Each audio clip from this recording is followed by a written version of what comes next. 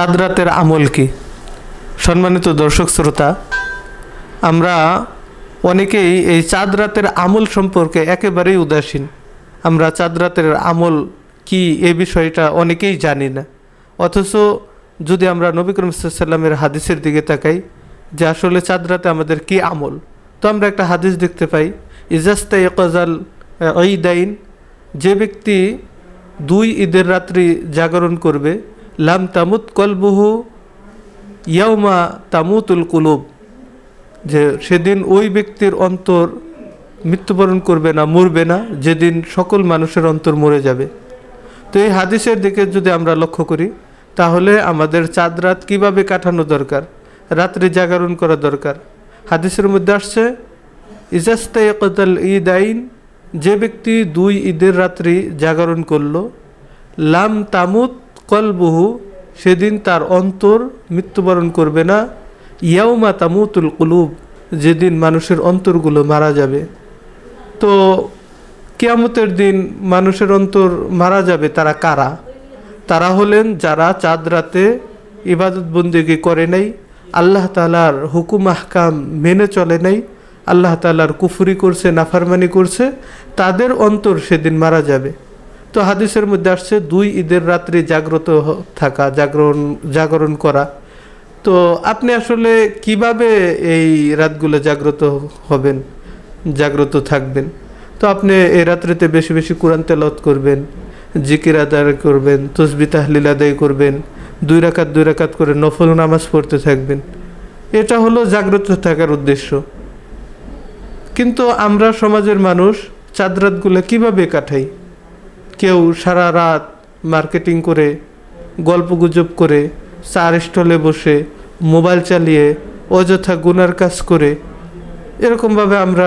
এরকমভাবে রাত কাটিয়ে থাকি। বিশেষ করে আমি আমার যুবক যুবতী ভাই বোনদেরকে বলবো যে আমাদের সমাজের মধ্যে যে কুপ্রথা রয়েছে, তথা আতশবাজি করা, এই রাত্রিতে বেধরম গান বাজনা করা, হিন্দি গানের তালে তালে উলঙ্গপনা বেহায়াপনার সাথে নাচ গান করা, এগুলা সম্পূর্ণ বর্জনীয় আমল। এগুলার কোনো ভিত্তি নাই, বরং সেগুলা অনেক মারাত্মক গুনাহের কাজ। তো এই সমস্ত কাজ থেকে আমরা, আমাদের যুব সমাজ, আমরা বিরত থাকব। এবং এই রাত্রি তো 29শে রমজান, এটা তো শবে কদর হওয়ারও সম্ভাবনা রয়েছে।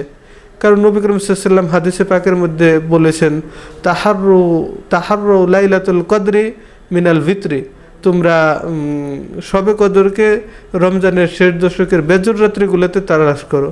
অতএব 29 তারিখ তো একটা বেজর রাত্রি। তাছাড়া ঈদের দিন হলো আনন্দের দিন, ঈদের দিন হলো আনন্দ প্রকাশের দিন। কিসের আনন্দ? ঈদের দিন হলো আনন্দ প্রকাশের দিন, যে মানুষ এই ঈদের দিনে অগণিত মানুষ নাজাত পেতে থাকবে। তো আল্লাহর দরবারে খুব রুনাজারি করা, কান্নাকাটি করা, আল্লাহ যাতে ওই সমস্ত নাজাতপ্রাপ্ত ব্যক্তিদের সাথে আমাদেরকেও নাজাত দান করেন।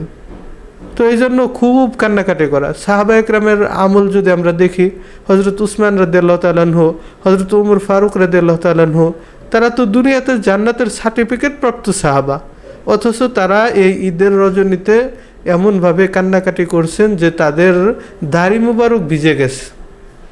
তারা এইভাবে কান্নাকাটি করছেন এবং ভয় রাখছেন যে আল্লাহ, আমি যে সারা বছর, সারা মাস রোজা রাখলাম, আমার রোজাগুলো কি আল্লাহর দরবারে কবুল হলো কিনা, আমার আমল কি যথাযথ আমি করতে পারলাম কিনা। তো এই জন্য ভয় রাখতে হবে। তো এইভাবে যদি আমরা ভয় রেখে আল্লাহর দরবারে রুনাজারি করে আমল করতে পারি, তাহলে আমাদের ঈদ সার্থক হবে, তাহলে আমাদের রমজানের রোজাগুলো আল্লাহর দরবারে কবুল হবে। তো এই জন্য আমরা সকলেই যথাযথ চেষ্টা করব যাতে আমাদের এই চাঁদ রাতের আমল থেকে আমরা গাফেল না থাকি। আল্লাহ তাআলা সবাইকে বোঝার এবং আমল করার তৌফিক দান করেন। আমিন।